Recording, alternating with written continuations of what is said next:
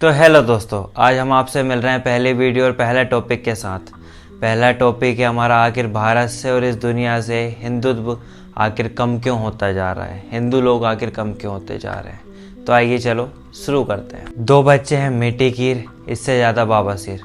Government ये निकाले, इससे पहले एक नारे ने इंडिया की अधिकतर आबादी को यह नारा पढ़ा दिया था कि हम दो हमारे दो। लेकिन क्या इस नारे का सभी लोग पालन करते हैं? नहीं। वेल, अगर बाकी धर्मों की बढ़ती आबादी को देखें तो क्या हिंदू आबादी का नामो निशान मिटने वाला है? ये सवाल ना केवल फर्टिलिटी की वजह से अपितु व्हाट्सएप की वजह से भी उठ रहा है, जहां रितेश देशमुख और आमिर खान जैसे बड़े बड़े एक्टर्स के पोस्ट लोगों को उकसाने का काम करते हैं। अयोध्या की पावन भूमि पर दुनिया की सबसे बड़ी मस्जिद का निर्माण करने का फैसला ले लिया है। ताजमहल से खूबसूरत अगर कोई चीज होगी वो मस्जिद मोहम्मद बिन अब्दुल्ला हो। यानी हर तरफ से हिंदू कटघरे में गिर चुके हैं। क्या भारत का हिंदू राष्ट्र बनने का सपना सपना ही रह जाएगा? हिंदू राष्ट्र घोषित होने वाला। आशा करते हैं आपको इन सारे सवालों का जवाब वीडियो के एंड तक पता चला जाएगा। तो आइए बिना किसी देरी के हिंदुओं के विलुप्त होने की वजहों पर नजर डालते। नंबर 1, घटता आंकड़ा। 2050 तक हिंदुओं की जनसंख्या 2.8% से कम हो जाएगी। यह आंकड़ा आपको देखने में भले ही कम लग रहा हो, पर भविष्य में यह आंकड़ा आपको सोचने पर जरूर विवश कर देगा।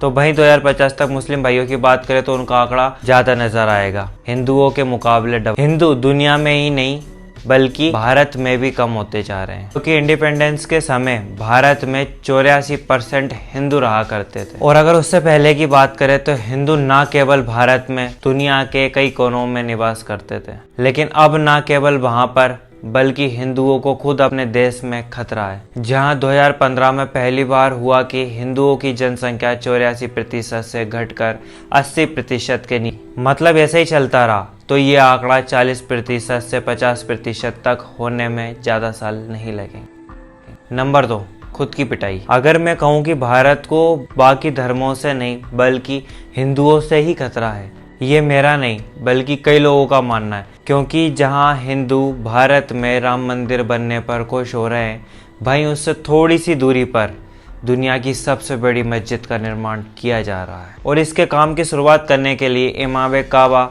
इस मस्जिद का पहला पत्थर रखने वाले हैं। इतना ही नहीं, इस मस्जिद में दुनिया की सबसे बड़ी कुरान का निर्माण भी होने जा रहा है। ऐसी न्यूज़ से लोगों का विरोध अंदर से बढ़ता जा रहा है, और जहां लोगों का इस न्यूज़ से ध्यान भटक रहा है वहां कुछ एक्ट्रेस भी सामने आते हैं जिन्हें हिंदू फेस्टिवल से तकलीफ है, जैसे आमिर खान, प्रियंका चोपड़ा, रितेश देशमुख। इन एक्ट्रेस के कारण लोगों ने दीपावली बिना फटाकों के बनाना भी सीख लिया है, लेकिन उन्हें छोड़ बाकी कई सितारे हिंदू त्योहारों को बड़े ही धूमधाम से और शान से मनाते हैं। इसके साथ साथ कई बार स्टैंड अप कॉमेडियन के नाम पर भी हिंदू धर्म को नीचा दिखाया जाता है, लेकिन इस पर हिंदू लोगों के भड़कने के बाद उनको सोशल मीडिया पर काफी भला बुरा बोला गया। नंबर 2, बदल तो नहीं जाओगे। ये थी वैशाली सेठी, जिनका कहना है कि मुझे इस्लाम अपनाने से पहले मेरे माता पिता ने मुझे रोक लिया। पर दूसरी तरफ विश्व हिंदू परिषद के नेशनल जनरल सेक्रेटरी वायर रागा बिल्लू हैं, जिन्होंने 2016 में दावा किया था कि हर साल 8 लाख लोग हिंदू अपना धर्म बदलते। कुछ सनातन धर्म छोड़कर इस्लाम तो कुछ लोग क्रिश्चियनिटी अपनाते हैं।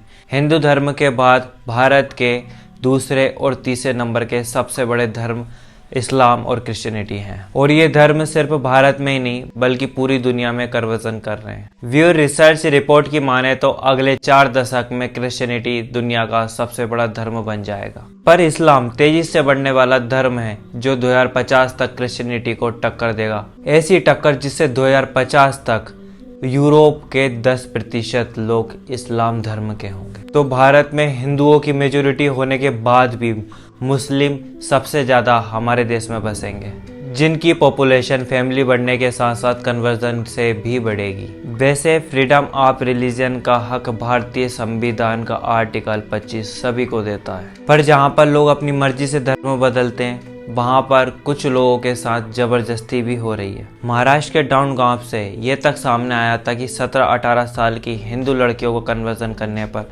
लड़कों को 5 लाख का इनाम तक मिलता था। True identity about his faith and exactly what was the planned conspiracy all about. जो शादी के बाद बच्चा होने पर उन्हें डिवोर्स दे देते थे और अपने अगले शिकार को धोखा देने की तैयारी में लग जाते थे। शायद यही वजह है कि महाराष्ट्र भी दूसरे राज्यों की तरह फोर्स कन्वर्जन पर जेल और जुर्माने का लॉ बनाना चाहता था। नंबर 4, नन्हे मुन्नों की गिनती। हम दो हमारे दो। भारत में 1950 में फैमिली प्लानिंग का यह नारा अपने लोगों के सामने रख दिया गया था।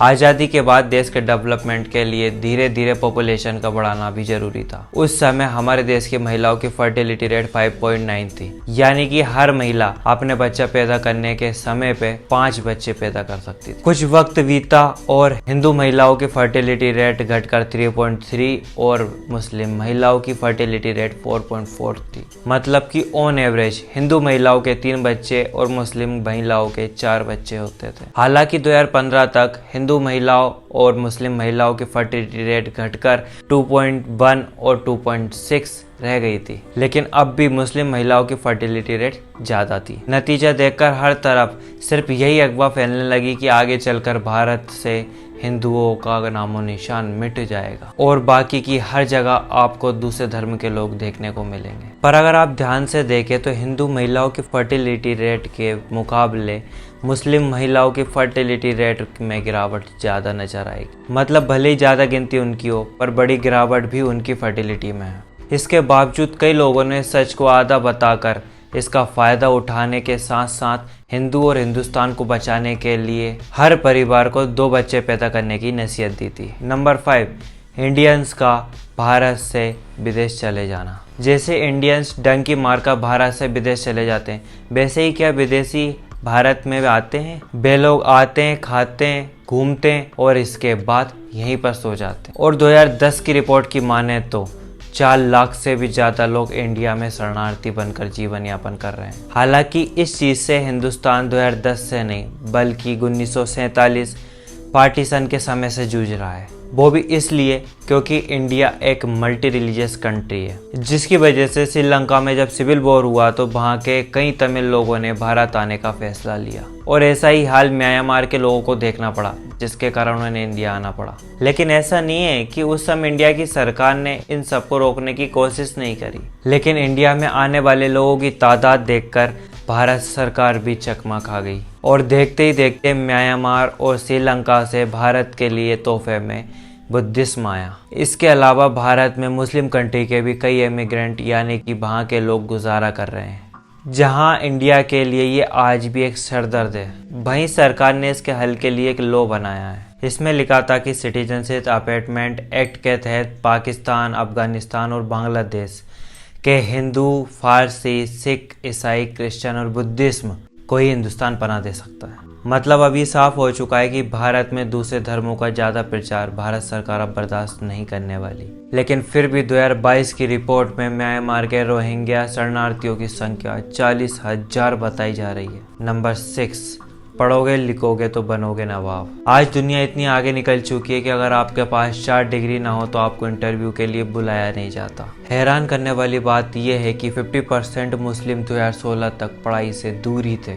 इसके मुकाबले बाकी धर्मों के लिटरेसी का आंकड़ा काफ़ी कम था। और 3 इडियट्स का डायलॉग तो आपको याद ही होगा, नो डिग्री नो नौकरी, यानी सीधे सीधे गरीबी। और मुस्लिम का ना पढ़ना उनकी पॉपुलेशन की समस्या को बढ़ा रहा है। उन्हें ये समझने नहीं दे रहा है कि कम पॉपुलेशन होगी तो ज़्यादा सुविधाएं होंगी, दूसरी तरफ ज़्यादा लोग होंगे तो खर्चा भी बढ़ेगा और सुविधाएं भी कम होंगी। वहीं लिटरेसी का सबसे बड़ा हर्जाना दूसरे धर्म के लोग भर रहे हैं, जैसे हिंदू, जिन्हें नौकरी और बेहतर भविष्य का लालच देकर उनका धर्म परिवर्तन कर रहे हैं। इसके साथ ही इंडिया में कास्ट सिस्टम के चलते कई लोग ज़्यादा अपॉर्चुनिटी देखकर क्रिश्चियनिटी और इस्लाम जैसे धर्म हिंदू अपनाते हैं। अब मैंने अपनी सारी बातें आपके सामने रख दी हैं, तो अब आप बताइए कि हिंदू आखिर विलुप्त क्यों हो रहे हैं और क्या ऐसे व्हाट्सएप फॉरवर्ड पर भरोसा करना चाहिए जो कह रहे हैं कि आने वाले 100 साल में हिंदुओं से ज़्यादा मुस्लिम होंगे। क्योंकि अगर वर्ल्ड पॉपुलेशन रिव्यू का डाटा देखें तो हिंदुओं को छोड़ बाकी किसी भी धर्म का मेजॉरिटी में आना मुश्किल होगा। और वैसे भी ये भारत देश शुरू से ही सारे धर्मों को अपने साथ लेकर चला है, बाकी आप खुद समझदार हैं। तो चलो इस वीडियो के लिए इतना ही, अब मिलते हैं अगली वीडियो में एक नए टॉपिक के साथ।